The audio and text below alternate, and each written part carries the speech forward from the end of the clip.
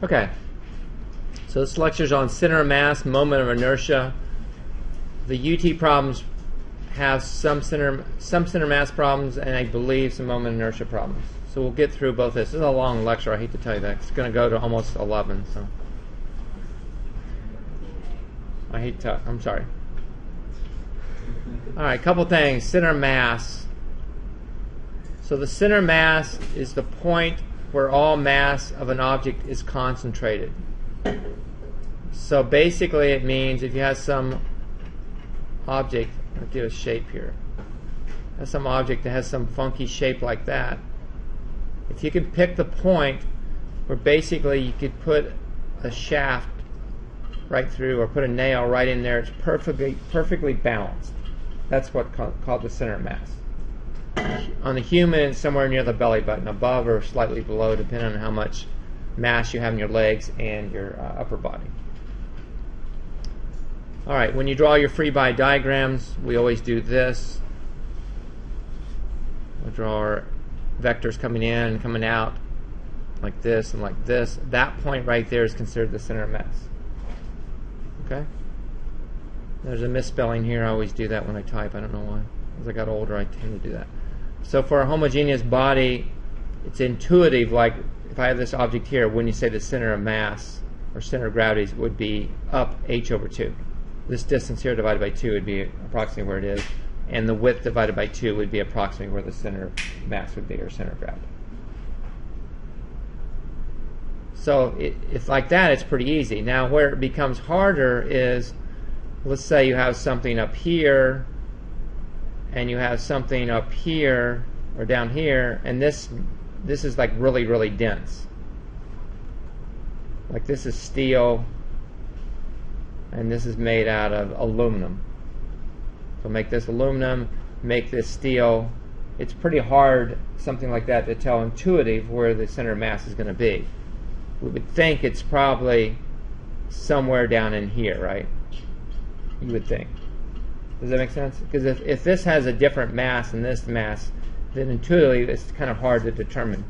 However, mathematically you can determine exactly where it's going to be. Question, Howard, or no? I said, did you have a question? Yeah, what is that? You just drew? Oh, I just drew two pieces. I got a piece like steel and a piece of aluminum. They're like bonded together. And I want to find out where the center of mass of that system would be. I'm saying it would be pretty hard for you to think, well, where that's located, right? You can. I'll show you. Mathematically, you can do computations, and you can tell exactly where that center of mass would be. Yes. So what exactly do you mean by homogeneous body? Like, does it mean Basically made out of the same material. Does it also mean like squares, cubes, or rectangles? Not necessarily. Homogeneous just means the same or like it's all made out of aluminum, pure aluminum, or it's all made out of pure steel, or all made out of water. Right? That's what that means. So you think anything's the same as the other? Yeah. Okay. The calculation for finding this would be, if I want to find out where the center of mass would be, it's going to be mass 1 times its x distance from some point, plus mass 2, its x distance from some point. I add those all up, and all I have to do is divide it by the total mass, and I will get my center mass. Example, I'll show you a good example I think will kind of clarify things. Let's draw a straight line here. I'll have a large mass down here. I'll put a small mass down here. I'll make this one be 6 kilograms. I'll make this mass 2 kilograms. I'll make the distance from here to here be 4 meters. And I want to find out exactly where the center mass is. I'm assuming it's somewhere in here. So what I want to do is I'm going to find out what that distance will be.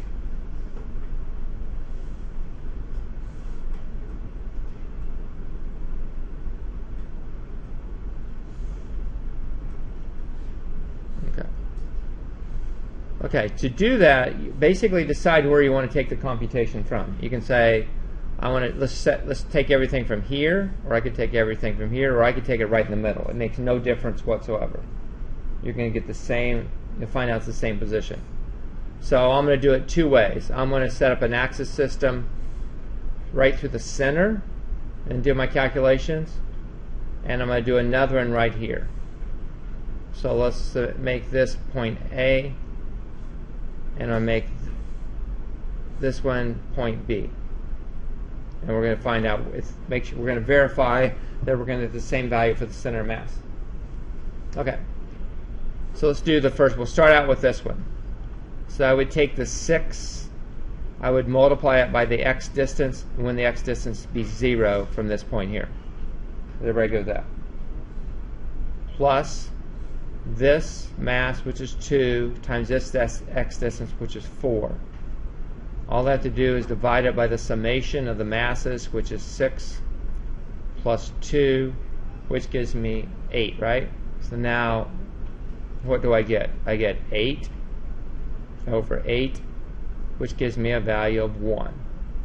So by doing it this way, I found out this value is 1 meter. So I'd come over 1 meter, and if I held my finger right there, this system would be completely balanced. Does that make sense there? Yes? No? We okay with that? Okay. To which part confused you? Sorry. That doesn't make sense. Just looking at it. But remember, I got a huge mass here of 6 kilograms. I got a little mass here. So is this like representing like a big block or something like that? Because I don't like if you have like a multi-piece of wood with 6 kilograms, 2 kilograms. So this yeah, it'd be kind of like taking this thing here, right? And if I put a small mass hanging here and a large mass hanging here, wouldn't I put my hand here to keep it perfectly balanced? Okay. Right? But where's the mass coming from?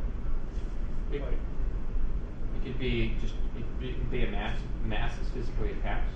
I could take a 6 kilogram ball, glue it to this end, take a 2 kilogram ball, glue it to this end, and I want to find out exactly where everything's perfectly balanced. Does that make sense? So if I did that, when I move my hand closer and closer to the 6.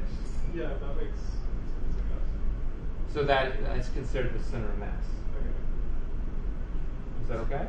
So those x values are distances from any reference point? Any reference point. And they're going to find out, they're going to tell you the same point. Right, let's do it. Instead of doing B, let's move this one over here and we'll do it from this end and see if we get the same thing. I better get 3 if I do it from here. Does everybody agree? If I do my computation now from this end, I better get 3. Yeah. So let's find out if that's true. So I come to this one. Now we'll do this calculation again. And I got 6 times. How far is 6 from this end? It's minus 4, right? Right? I'm taking all my dimensions from this end here. Would it be minus 4 over to 6? Everybody agree with that? So I put minus 4. How far is this one? 0.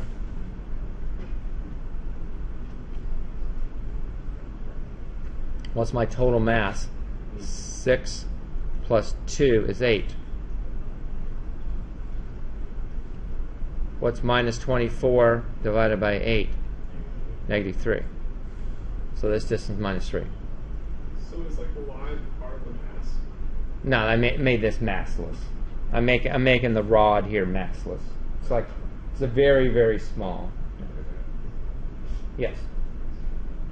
So is the XCM, the center of mass, is that a vector or a scalar quantity? This is a vector quantity. Yes. So it won't matter if it's positive or negative. Yes, definitely. Negative to Yes, definitely. Yes. Okay, so this equation only works when whatever's holding the two masses together is massless, or Well, I mean, yeah. If they're connected by something, yes. But I could take particles, right? I could say it's a system, right? That aren't maybe physically connected. I could say that's right where the center of mass would be of that entire system. Like if you were saying, I don't know, say you're studying solar systems or something like that, and say some solar system has some mass, and you want to find out approximately, do all your calculations for momentum, you want to find out where the center mass would be of all these satellites or that are orbiting each other. Then you could just pick a point and do all your computation with all those masses, and you could find exactly where the center mass would be of that solar system, even though they're not physically connected. Gravitationally, they may be connected, they're not physically connected. All right, so good with that. Now, if you get in, you can also get into three-dimensional.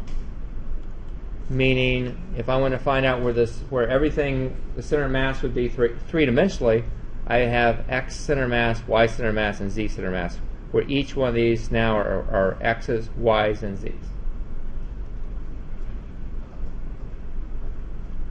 And I could, from that point, and you're probably not ever going to get in problems quite this complicated, especially in high school, if you wanted to find out exactly what the distance from a certain point would be, I could use like three-dimensional Pythagorean theorem, right, and find exactly what that distance would be. Yes? Could you show an example of like maybe just a two-dimensional? Yeah, you're going to do a problem in just a second. Yeah.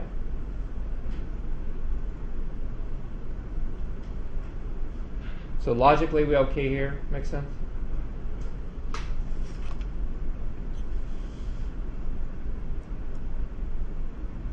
Okay, center mass can also be applied to the conservation momentum, meaning that, let's say I had a mass here and a mass down here, and I had a velocity coming, had a velocity over here, and a velocity over here. I could take this system and replace it with one mass that's a combination of those three masses. And then if I could find out the velocity, then I could say the momentum of this system would be the same as the momentum of each one of these individually. Long as if I could find out exactly where the center mass would be, which I could probably do. Does that make sense? So probably the center mass would be somewhere maybe, I don't know, what would it be? Somewhere maybe right in there. And I could find that calculation and replace it with one mass as a combination of those two, apply the velocity, and this momentum of this one would have the same momentum as the system itself. Yes? Is the center of mass an X value or a Y value? It's X, Y, and Z. It's X, Y, and Z. So if you're going to ask us straight up, what's the center of mass, just generally? I'd probably have to ask you, what's the center mass relative to a point? And you'd have to do it from that calculation. And whether they'll have an X, Y, and Z value? Well, it doesn't have, I mean, if it's planar, most time like a sheet of paper like that, we're probably not going to give the Z value, right, because it has no depth. Mm-hmm. But I could say X and Y. Yeah. But usually it's not just going to be X or Y. It's generally, in most cases, it's going to be X and Y. You're going to get some problems where it's just X or it's just Y. But I don't think you're going to get too many problems where it's going to be in the Z. If it's just distance, like the one we just covered, it'll just be X. Yes. Mm-hmm. All right, let's see here. I'm going to skip this problem and come back to that. I'm going to let you guys try this one. Now, this one I want to talk to you about.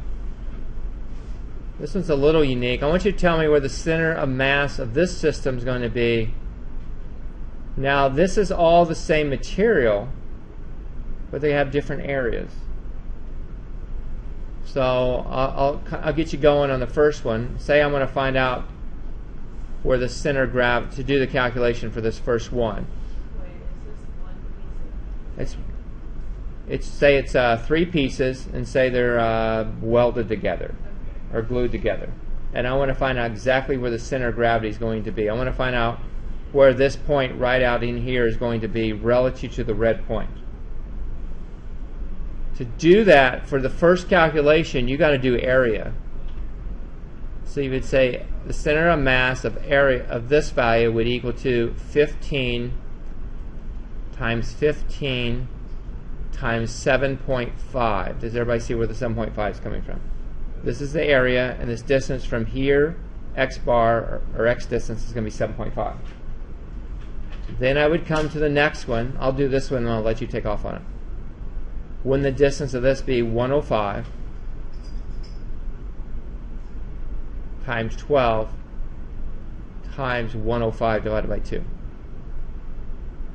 Why are you multiplying by 105 by 2? Because isn't the distance from here to the center of mass of this going to be this length divided by 2? Don't you agree? Same way I did here. Why did I use 7.5 here? Oh, because it's half of 15. If I have a rectangle or square, when you say the center of mass of just that piece is I'm going to go over 7.5 and go up 7.5. Logically, that's okay, right? Yes? No? Yeah. Yes. So normally we would have all these multiplied by the mass, right? Yeah, but if you're not, again, if you don't have mass, you're going to divide it by the summation of the total areas. And if it's three-dimensional, then you would find the volume times its x bar, and then divide it by the total volume, and that would tell you what it would be. Are we okay with this or not? So we're replacing mass with area. Yeah, because if you think about it, when if the material is the same, then really, if the material is the same, say this is say it's aluminum or something. I don't know what the mass would be, but let's come up with something. Maybe it's 5 kilograms per centimeter cubed. You just multiply the area with density. Yeah. And so it's just a scalar. Yeah, exactly right. So we have to divide by mass. You can leave mass out. I'm just saying the masses would cancel out anyway. The masses are all the same in units wise. Right? I mean, this one may have more mass. Obviously, this one has more mass than this one or this one, right? But that's what you're doing when you do the area. You're calculating the area. The area is taking into effect the difference in the masses. Let me write this first one out, and let's talk about that. I don't want you guys to get mixed up on this. So this one would be 20 times 20 times 105 minus 10. Then all I have to do is I'm going to divide all that by 15 times 15. Wait, why is Yeah, it you have to divide. Yes. Yes. Wait, why is it 105 minus 10? What's the distance from Oh. this point all the way back to here? It- That's what Yeah. What I call these are x bars. It means what is the distance from here to its center of mass? 7.5. What's the distance from here to here? 105 divided by 2. What's the distance from here to here? 95.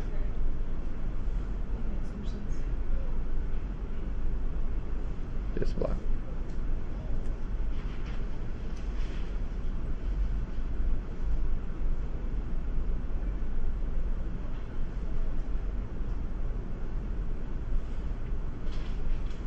That will tell me my x bar. And again, this point is just absolutely arbitrary. I could have done everything relative to this. I'll find out exactly the center mass is the same spot. So I don't want you to think this point's magical. It's not by any means. You can pick any spot you want. Yes? I still don't understand how you got the masses to be 15 by 15 and then 105 by 12. Well, that's the area, though. Right, again, I'm saying, let's say the density of this material is 5 kilograms per cubic centimeter. Just make something up, okay? If I put in that, you can give this thing any depth you want. Make it 1 if you want to. If I put in 5 here, 5 here, 5 here, I'd have to put in 5 here, 5 here, and 5 here, right? They'd all cancel out anyway. So if you know the density of each of these is the same, then you're just going to base it on area. If the densities were different, let's say the density is 5 here, the density of this one is 6, and the density of this was 8, then you would have to add in each one, the densities of each one of these. Does that make sense? And then you have to put the densities down here. Then they would not cancel out. So it all depends on the mass of each. Yes, yes, each area. yes.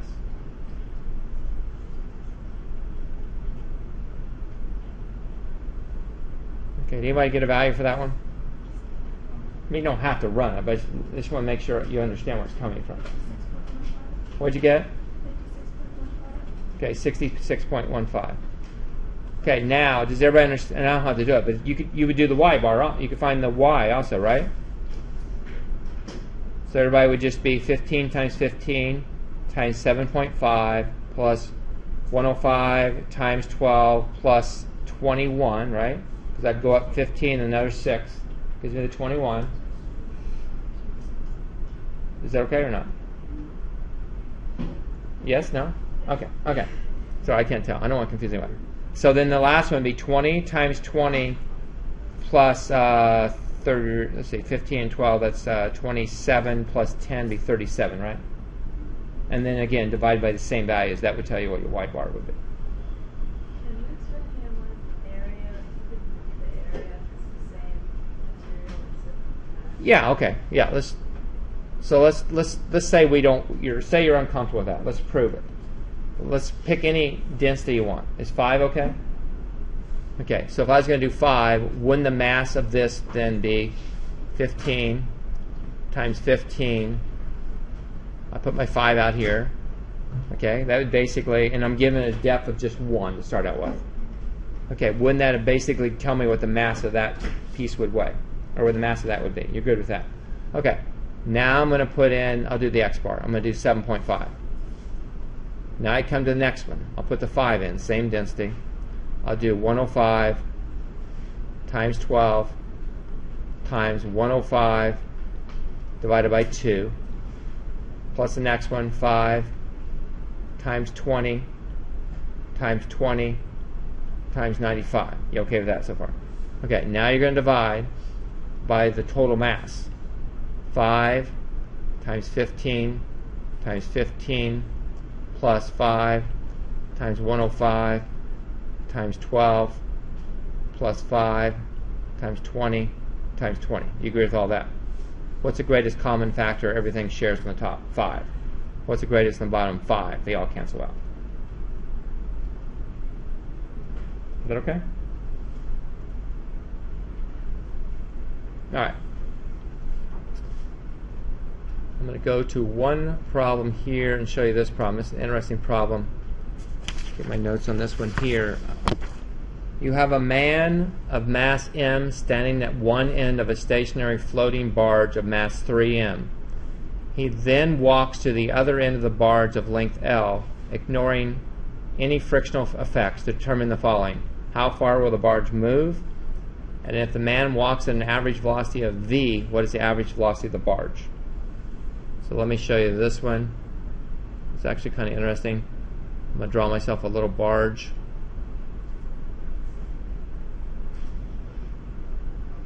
Here's the barge. I'll draw a little man at the end.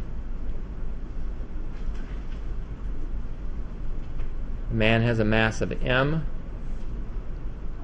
This has a mass of, what was it, 3m? I'm going to give it a length of L.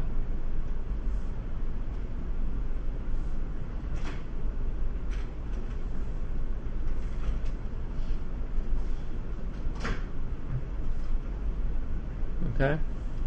Now, would you agree that the center of the barge is right in the middle? Just the barge itself, right?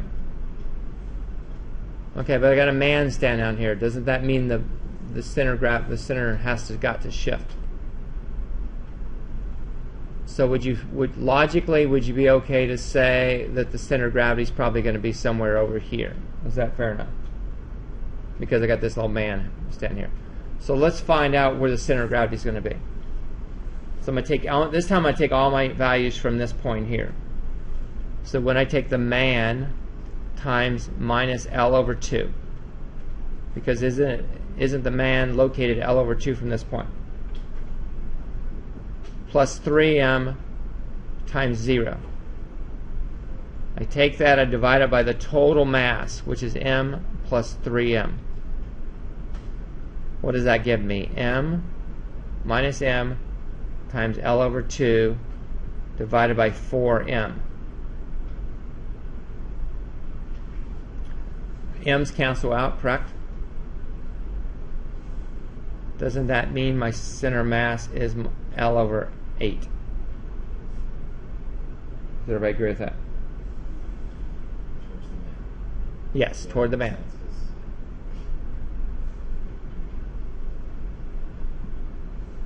Okay, so we know this is L over 8. So far, okay. Dr. Bolt, Yes.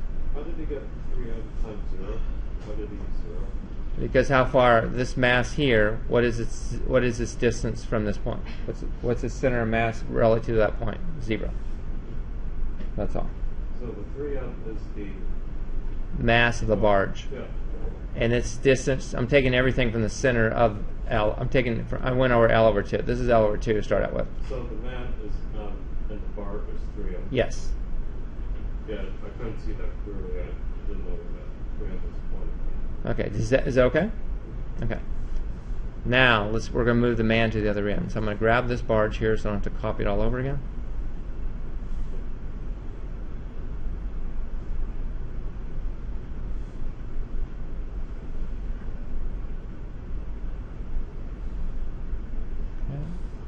I'm going to line everything up. It's pretty doggone close. Okay, I'm okay with that. Now I'm going to take this little guy and I'm moving him to the other end.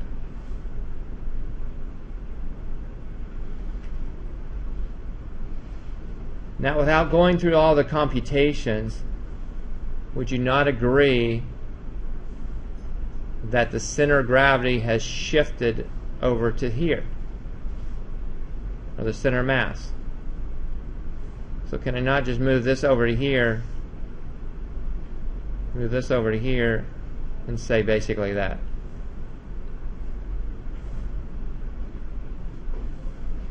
Step back.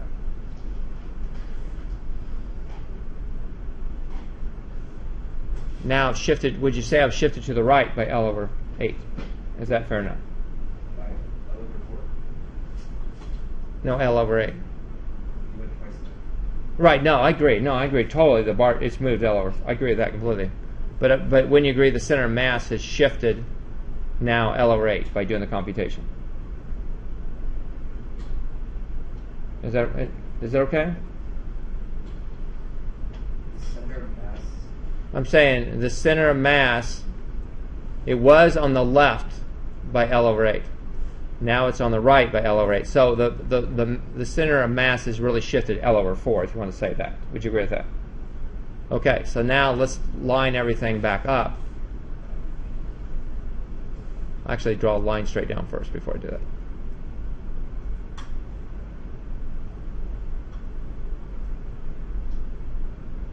Oh, come on.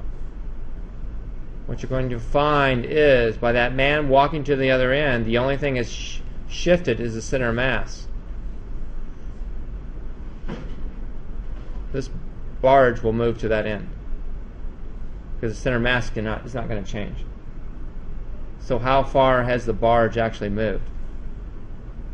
The barge has moved L over 4 to the left. Does that make sense? No? Can you say that correctly? Okay. By the man walking to the other end, since the center of mass originally was L over 8 to the left, and now when he gets down the other end, the center of mass is L over 8 to the right side in respect to this point here. So the center of mass changed by L over 4. You good with that? Well, what happens is as it changes, well, the whole system is going to shift to the left by L over 4 to keep these center masses exactly lined up.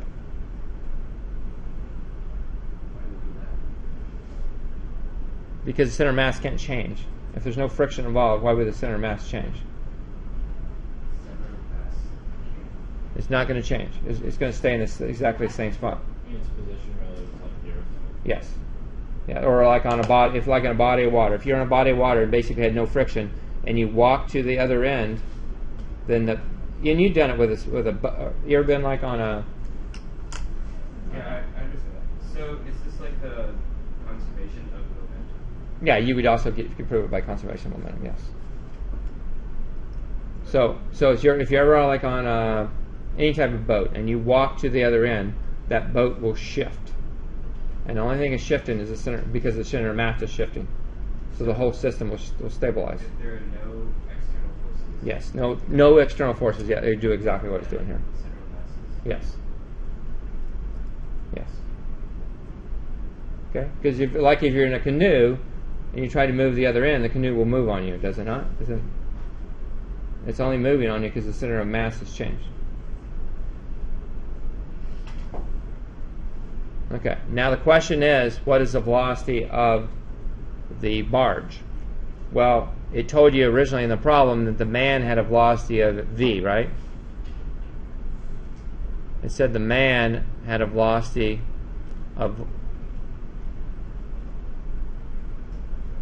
v. Well, let's think about this. The man traveled a distance of L over t, correct? Right? Over some time interval, he moved a distance of L. Well, how far did the barge move? The barge moved negative L over 4, right? So what you would find out would be if the man has a velocity of v, the barge will have a velocity of negative v over 4. Because it moved 1/4 that distance in that amount of time to the left. We good with that? Okay. Because if I'm doing something you don't understand, please tell me. All right. So that's basically the center mass. Where the center mass is going to be useful is when you start calculating moment inertias.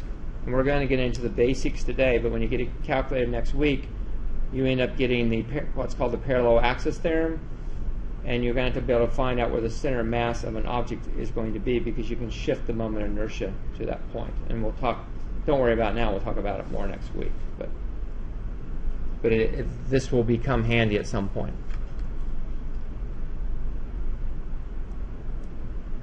Okay. Now. And I don't think you're going to find that this difficult. You're used to kinetic energy in a linear function being 1/2 mv squared. But now let's talk about what's taking place when you have an object rotating. The kinetic energy for an object rotating, this equation is no longer appropriate. It changes.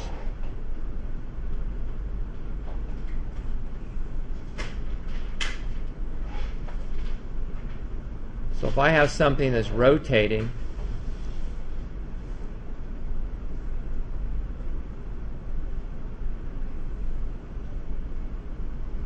and let's say we know, I'll draw a straight line.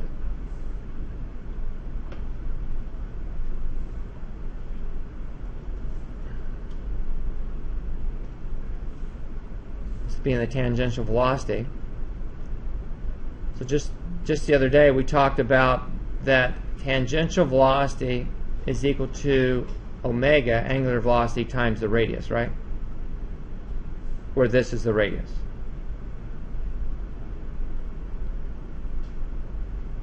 Everybody good with that? I'm going to take this equation right here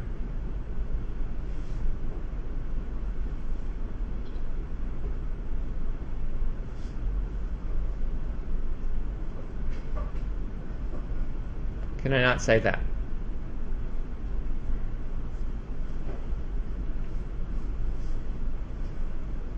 Is that okay? Does that make sense? Okay. Let's write this again.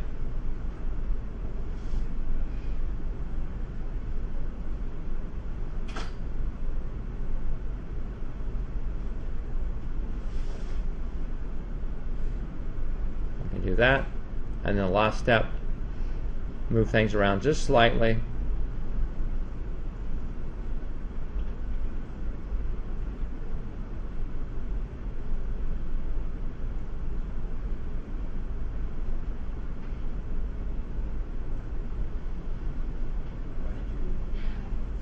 Because I'm going to show you what this is. And what is this? The kinetic energy of? This is the kinetic energy of an object that's rotating. Is that the whole object? Yes. Yes. Or it could even be a particle that's rotating around a point. Okay, now this right here is called the moment of inertia.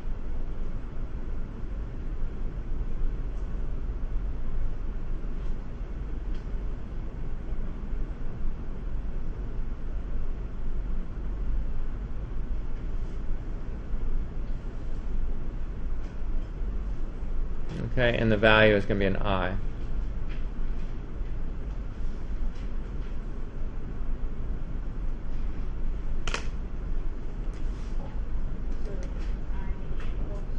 No, I being the moment. That's I stands for inertia.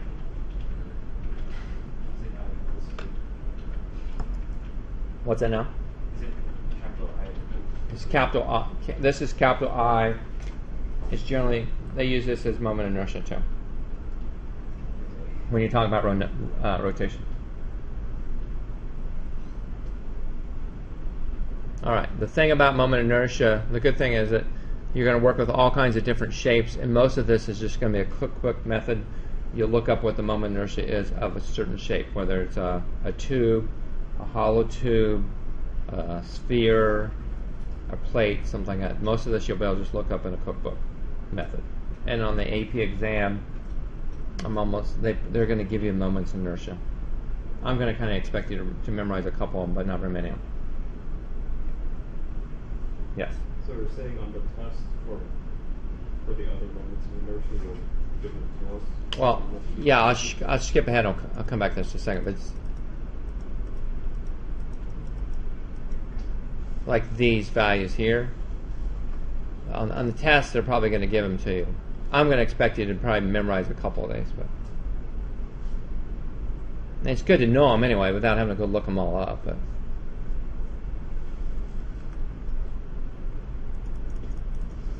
all right.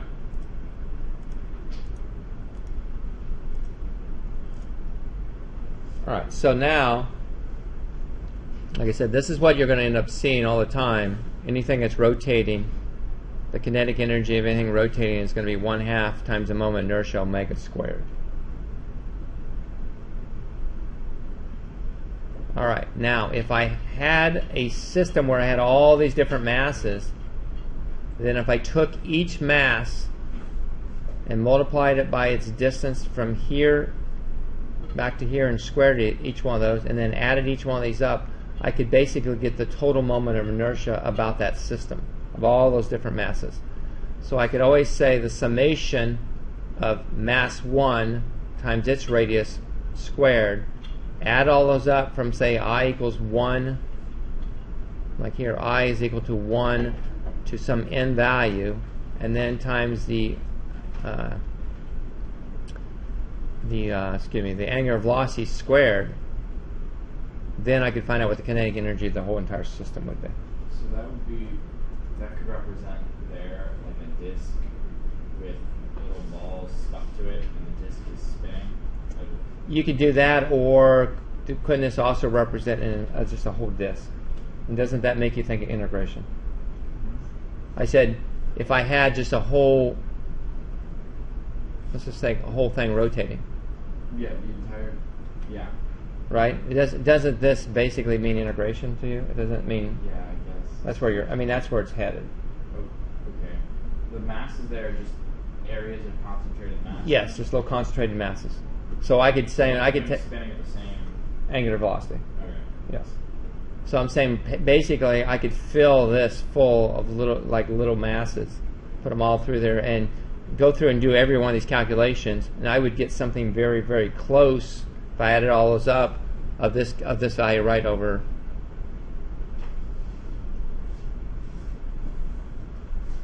right there, 1/2 mr squared.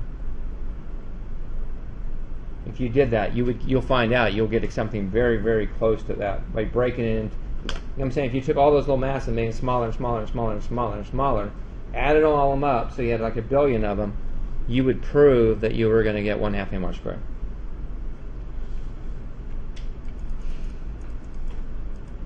All right. So we okay so far? I mean, sort of. Hope. It gets easy. I mean, it's made it seem a little difficult. It's not really very hard. Okay. Now let's talk about a skate, like an ice skater, a figure skater. By sticking your arms out like this, you have a lot larger moment of inertia, right? Because you have more mass hanging out here than you do if you bring your arms in. So by being a skater, what a skater can do is a skater can change her moment of inertia by moving her arms in and out. So as she spins, if she wants to slow down, she just pulls her arms out because she increases the moment of inertia, which will reduce her angular velocity, and she'll slow down. If she wants to go real fast, she just gets real thin, pulls herself in, reduces her moment of inertia, she'll spin at a faster rate. Yes? What does a moment of inertia, what does it mean? It's moment. Basically, it's just mass times the distance that mass is from the center of the rotational point squared. That's all it represents. What does it mean? What does it mean? Well, it means exactly what I'm saying is mass times resistance squared is all. Is all it is, because you go back to kinematic equation.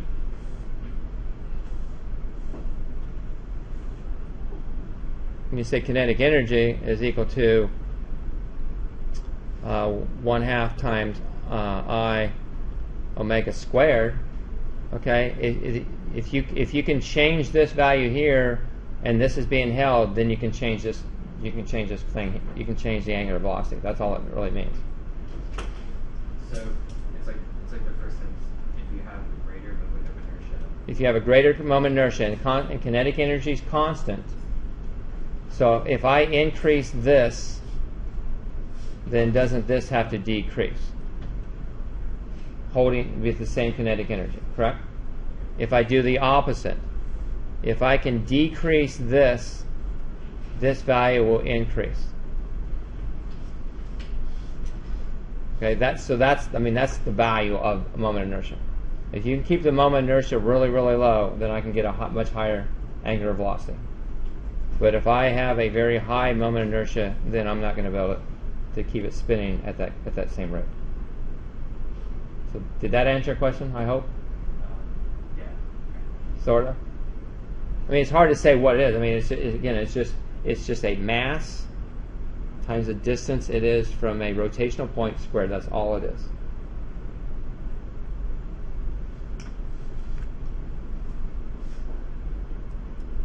Okay, I'm going to go through one here, and I'm going to do the x value, and then I'll let you guys do the y and the z value. Again, it's not too tough.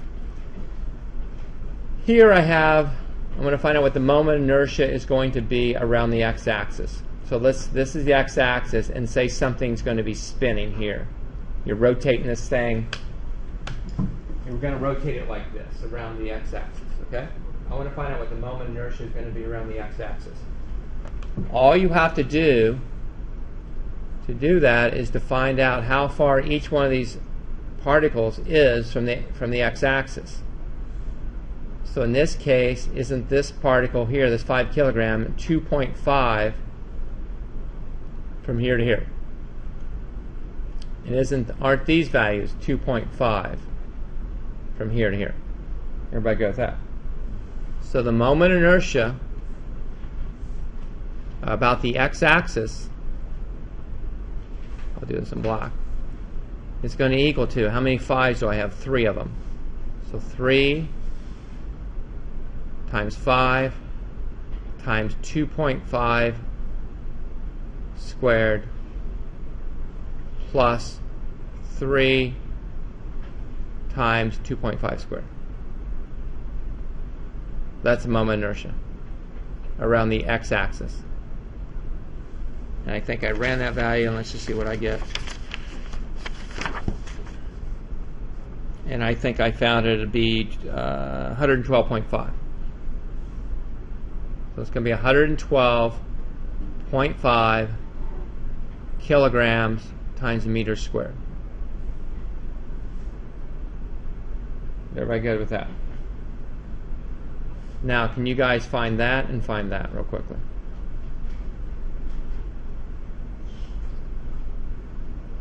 So, Uh-huh.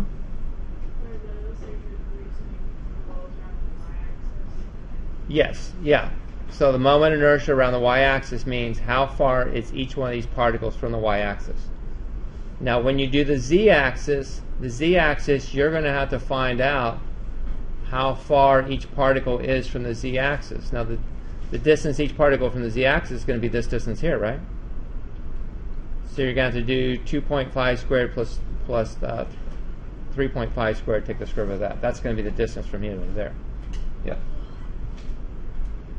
So is the y-axis, is it rotating at that angular velocity, or is it? No, the only thing on this problem is rotating is at that angular velocity is going to be the z. That's the only one I'm having you calculate. So the y-axis is horizontal rotation?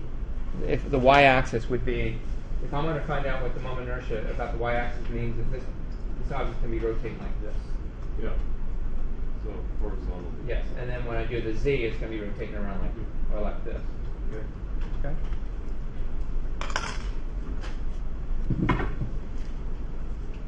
And it'd be, again, it's useful for you to just go through the computation because the UT homework is pretty much like this. Have you looked yet or not? No.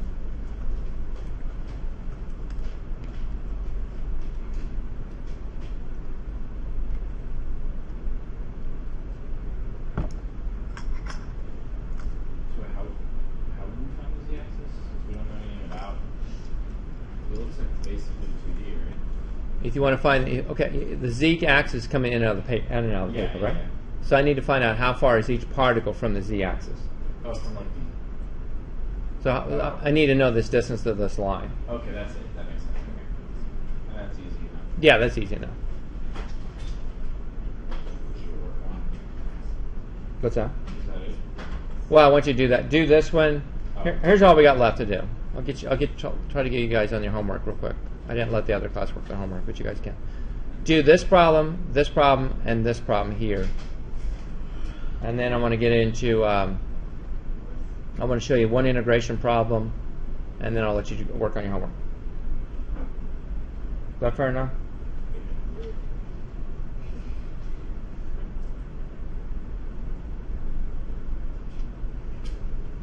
Because I just don't want you guys to text me this weekend and say, oh, I don't know how to do this problem. Because, I mean, the problems on UT are almost identical to this. And they're not very hard at all. Okay, so the y one is 2.125,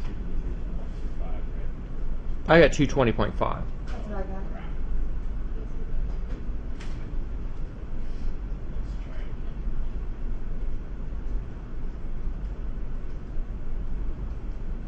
And the Z, I got this. Anyone, see if someone gets this.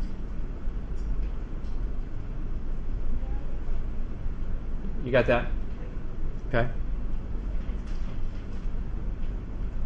And I'd be more concerned about, I'm going to make sure you guys get that one. This one's pretty easy. And then the kinetic energy, I got 666 joules.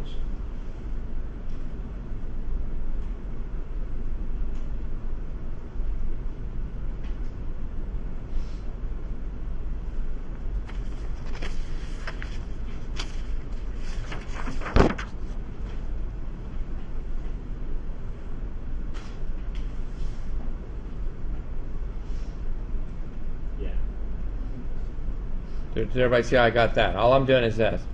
1/2 times omega squared times I. Let's see. So, the last one, Uh-huh. is that the only velocity? It's only rotating around the tail? Yeah, that's all it's given, yes. Okay. But again, you might get problems where it tells you it's rotating around, all three axes. And then would you have to do the angular velocity set and then add up the kinetic energy? Yeah, or yeah, it's either it would do that, or it would ask you what the kinetic energy around each of the systems would be. But yes, yes. Okay, so we all good with this? You're just raising. Yeah. Yes, John.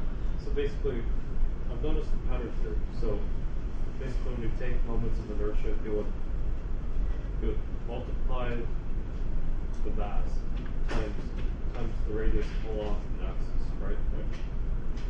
Well, it doesn't have, I mean, yeah, but like here, you're not really doing, when you're doing it around the z, you're not really doing along an axis, though, right? I mean, sorry, this distance is not along an axis. But it's the axis, is it? Well, I'm saying this distance here, though, along here is not, that's not along any axis, though, right? Yeah, Yeah. yeah. But you're right. You're right. When you're doing around like the x and y, yes, Like x, it'll be a y distance. and y will be an x distance, and z will be a z distance. Right. Say that again about the zeta. So you use a z radius, right? A z distance, because I've got 333 kilograms times meters squared using 3 times the 5 kilogram masses times 4.3. That's the z distance. That's the square root of 2. Right, but I wouldn't. Okay, I see what you're saying. Okay, I wouldn't call it a z distance, but that's the distance it is from the z-axis. Yes. And the same would apply for like the distance from y-axis and x-axis. Yes. That'll be the radius. Yes. Okay, good to go there? Okay. Skip ahead a little bit. Now what you're going to find out, again, these are kind of what your UT problems are like this, okay? Just like this. Pretty straightforward. All right. Now, we're going to get into continuous objects, which is going to get you into integration. The good thing about this is you really don't have to integrate very much, because most of the things that you're going to do, again, is going to be, you're going to go back to this table right here. You're going to be able to look everything up and determine what the moment inertia is. And you notice in this, like if I'm rotating around an axis in the center, I'm going to use mr squared. If I'm rotating around an axis that's going right through the middle of this, I'm going to have to use this equation. If I'm at a solid rod, I'm going to use this equation. If I'm on a solid rod but I'm rotating around this end, I'm going to use this equation. So again, it's just cookbook. You just look it up in the table, put it in, run the numbers. Pretty straightforward. What you're going to end up finding, we're going to use this one a lot, the 1/2 mr squared, because we're going to get into pulleys that are rotating around, and you're going to find out, like I think I mentioned before, you know how the tensions were the same on each side of the pulley? You're going to find out when you start adding mass to the pulleys, and the tensions will no longer be the same. And that's what we're going to get into next week. All right. The problem I want to do is I want to do this problem. I'm going to get rid of this. I'll show you where this all comes from. And this problem, I've seen it on AP exam before as a free response type question. What I'm going to do on here is I have a very small little mass. We'll call it, this mass here is just our D, I'm calling it dm, okay? Right here, I'm just taking a small little increment here. Now, this whole rod, would you agree, has a mass of m? We're just saying some m. Would you accept that the mass of this little section would equal to, I take the total mass, I divide it by the length, that would give me like in units like kilograms per meters or something like that, right? If I took the mass divided by the length, I'd get something like that. If I multiply m over L times dx, wouldn't I get the mass of that little guy right there? Are you willing to accept that? Again, let me just repeat it. I take the total mass divided by the length and then multiply it by the width of this, which is dx. I will get the mass of dm. Yes? Well, you can get that from what you just wrote the first equation, right? Like multiply both sides by little m or Is that not really integrated, or the M over L dx? I got that from there. Yeah, I mean you can get that, but I'm just saying where I want you to know where this comes from. Yeah. So that comes from there, or It just comes from saying I have a rod of mass m. If I divide it by the total length, I will get the units in, like, say, some unit of kilograms divided over some length, like meters. So now if I multiply that by a very, very small mass of dx length, when I get the mass of that little section. Yeah, M over L dx. Yes, that's fair enough, right? So no need to actually do any definite integral. No, we're going to do the definite integral. I just want to prove that that's true. Now we go back to what we're used to, and we've said all along that inertia is equal to we basically said this, right? M times some distance squared is what we've been doing, or r squared. This is what we talked about previous problems. Did we not do this? We took mass times r squared, right? Find inertia. I'm going to do the same thing here. I is equal to r squared times dm.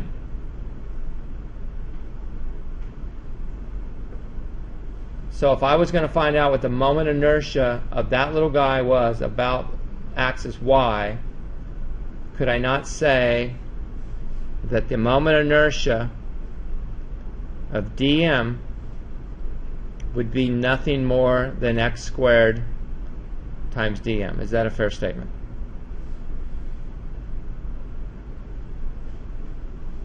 So I assume everyone in class will accept that, I hope. I'm just following this equation right here. M equals r squared. Moment inertia of dm is going to equal to x squared dm, because dm is x away from this axis. Okay. So now, let's go ahead and see if we can integrate this. Can we not? We'll write this in steps.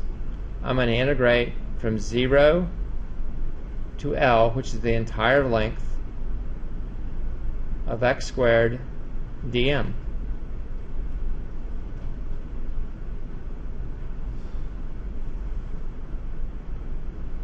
Okay? But again, we know that dm is equal to m over L dx, right?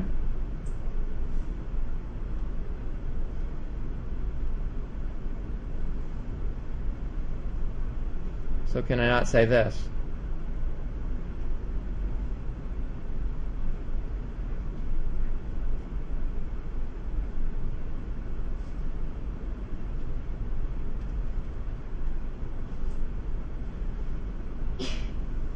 Is that a true statement? Yes? No? Yes? Okay. This is constant, correct? So can I not write this as this? M over L of the integral from 0 to L of x squared dx.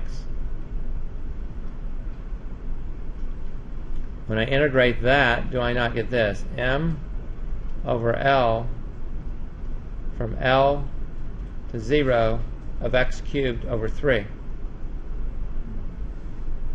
which gives me m over L times L cubed over 3. Do you agree with that? Now, doesn't that give you this? M L squared over 3.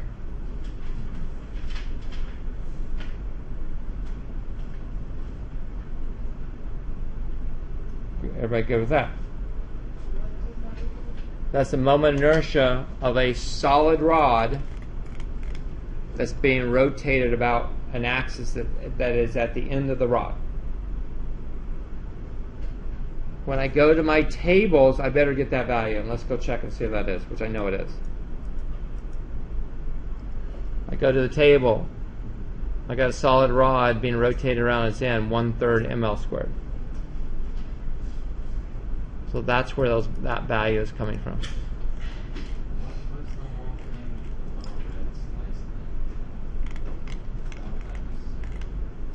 I just prove how I was getting the integration set up.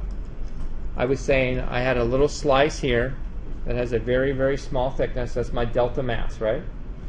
And would you agree that the moment inertia of that little mass about that axis is x squared dm? You agree with that, right? Okay. Now, I can say that this rod has a total mass of m. If I take that mass, I divide it by L, and then multiply it by the thickness of that little mass, which is dx, do I not get this? dm is equal to ml times dx. Okay, I substitute that back in for dm, I integrate, and when I integrate, then I end up with the equation. The moment inertia of a solid rod about one end is ml squared divided by 3. Okay, so again, why I'm doing that is I want you to know where these values are coming from in the table. That this is, you know what I'm saying, this isn't just something that someone made up or derived in a lab. This can be proved mathematically where these are coming from. Yes? You're going to be doing just like proving a lot of that. No, the only ones I'm going to want you to know to prepare for the AP exam is I want you to be able to know that one. I want you to probably know this one, which is really easy, and this one may be a little harder, and I'll do this one on Monday, is this one here where you have just a solid plate being rotated. You want us to know how to prove? Yeah, I want you to be able to go through at least this interval. Because they may throw that at you. They usually don't, but they could throw that one at you. All right, questions? I'm done with the lecture, but what we're going to get into Monday is I'm going to go back through this proof just to show you where that comes from. This isn't bad anyway. It comes just from 2 pi r, so it's not a bad interval anyway. And then we're going to get into problems when you have rotation with moments of inertia. All right, I'm done. You're welcome to work on UT if you'd like to knock it. You got 8 minutes. You can probably knock out 3 or 4 problems. Yes, see ya.